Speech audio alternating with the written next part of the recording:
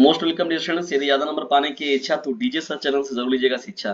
चलिए discussion start करते हैं आज के इस महत्वपूर्ण सेशन को। बहुत ही मोस्ट इंपॉर्टेंट है अर्धवार्षिक कक्षा 12 के विद्यार्थियों के लिए मनोविज्ञान का ये सेशन। कक्षा 12 के विद्यार्थी जो हैं 2023-24 के मनोविज्ञान के इस पेपर को जरूर देखकर जाएं।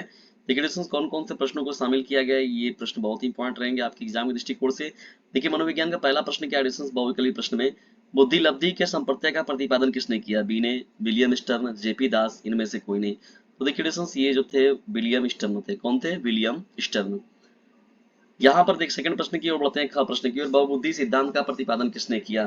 तो देखिए हार्वर्ड गार्डनर साहब जो थे उन्होंने ही बहुबुद्धि सिद्धांत का प्रतिपादन किया हुआ था।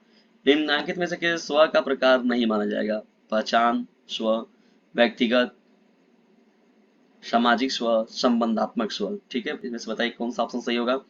वाक्य पूर्ति परीक्षण किस प्रकार का परीक्षण है? मनोमितिक है, प्रक्षेपीय परीक्षण है, परिस्थिति जन्य परीक्षण है, रेटिंग मापनी है। तो देखिए रूप से प्रक्षेपीय परीक्षण पर के रूप में देखते हैं। ठीक है। वायरस क्या है? पैथोजन से, एक एंटीजन से, एक एंटीबॉडीज है, इनमें से कुछ भी नहीं है। तो मुख्य रूप से देखिए इसे हम लोग जो है पैथोजेंस की श्रेणी में रखते हैं। ठीक है। चलिए बढ़ते हैं आगे। यहाँ प्रश्नों की श्रृंखला में देखिए निश्चित उत्तरीय प्रश्न आप लोग को समक्ष दिख रहेंगे। इन प्रश्नों को तैयार कर लीजिएगा। और जिन प्रश्नों में आपको दिक्कत होगी डिस्टेंस, मैं निश्चित तौर पर उन प्रश्नों को आप लोग को बिल्कुल भी घबराने की जरूरत नहीं है, मैं प्रश्नों को आप लोग को हल कराऊंगा। देखिए यहाँ पर जो लिया गया है निश्चित प्रश्न में, स्ट्रेस शब्द की उत्पत्ति किस भाषा से हुई है?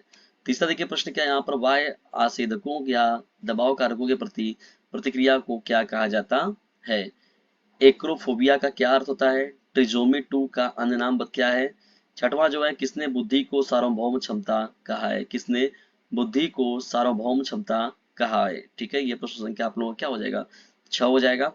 अति लघु उत्तरीय प्रश्नों की श्रृंखला में लोग जब बढ़ते हैं, देखिए यहाँ पर डिस्टेंस प्रश्नों की श्रृंखला में अति लघु उत्तरीय प्रश्नों की श्रृंखला की ओर। तो देखिए सातवां प्रश्न क्या हो जाएगा? सृजनात्मकता क्या है? आठवां प्रश्न हो जाएगा नैतिकता नियम का अर्थ बतलाइए। और नौवां जो प्रश्न है, मूल चिंता चिंतता क्या है? व्यक्तित्व का परिभाषा दीजिए। बहुत ही इंपॉर्टेंट, देखिए हर बार पूछा जाता है। सामाजिक दबाव किसे कहते हैं? ये भी आपके अति लघु उत्तरीय प्रश्नों की श्रृंखला में ही शामिल है डिस्टेंस। लघु उत्तरीय प्रश्नों की श्रृंखला में देखिए बढ़ते हैं हम लोग यहाँ पर, समस्या केंद्रित समायोजी युक्तियों का अर्थ बतलाइए। 13वां है सकारात्मक मनोवृत्ति तथा सकारात्मक चिंतन में अंतर स्पष्ट कीजिए। ठीक है। 14वां हम लोग का प्रश्न कीजिए, रोगोन्मुक्ता दबाव मॉडल क्या है? असामान्य व्यवहार के किन्हीं दो मनोवैज्ञानिक कारकों का वर्णन करना है। मानसिक आयु से आप क्या समझते हैं? ठीक है, ये हो जाएगा आप लोग का संस्कृति एवं बुद्धि के संबंधों को लिखिए। ये प्रश्न हो जाएगा आप लोग का। 18वां प्रश्न है, एक स्वस्थ व्यक्तित्व की विशेषताओं का उल्लेख कीजिए। जब बढ़ते हैं हम लोग यहाँ पर देखिए दीर्घ उत्तरीय प्रश्नों की श्रृंखला में, तो दीर्घ उत्तरीय प्रश्नों की श्रृंखला भी आपके समझ दिख रही है डिविजन्स यहाँ पर। देखिए दीर्घ उत्तरीय प्रश्नों की श्रृंखला में विस्तृत उत्तरीय प्रश्नों में यहाँ पर जब आप बढ़ते हैं तो मानसिक रोगों के प्रमुख वर्गीकरण तंत्र का वर्णन कीजिए। अथवा में इसके प्रश्न देखिए क्या है, असामान्य व्यवहार का व्यवहारवादी मॉडल का वर्णन कीजिए। असामान्य व्यवहार का व्यवहारवादी मॉडल क्या है, इसके बारे में बताना है। 20वां देखिए प्रश्न क्या है, प्रतिबल क्या है, इसके कारणों की व्याख्या कीजिए। अथवा में जो प्रश्न है, व्यक्तित्वशील गुण से आप क्या समझते हैं? व्यक्तित्वशील गुण से आप क्या समझते हैं? अंतर्मुखी व्यक्तित्व तथा बहिर्मुखी व्यक्तित्व में अंतर बतलाइए। ठीक है, बहुत ही महत्वपूर्ण है। 21वां प्रश्न है, बुद्धि अभिक्षमता तथा उपलब्धि में अंतर करें तथा बुद्धिलब्धि या आईक्यू तथा संवेगात्मक बुद्धि या आईक्यू में भी अंतर स्पष्ट कीजिए। अथवा बुद्धि की परिभाषा दीजिए। अथवा बुद्धि की माप कैसे की जाती है, इसके बारे में इसका व्याख्यान करना है। ठीक है दोस्तों, तो ये रहा अर्धवार्षिक का बहुत ही महत्वपूर्ण मनोविज्ञान का मॉडल पेपर दोस्तों।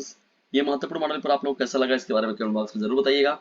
और यदि वीडियो थोड़ा सा भी हेल्पफुल लगा हो तो इसे लाइक करें, शेयर करें, और चैनल पर नए तो चैनल को सब्सक्राइब करना मत भूलिएगा।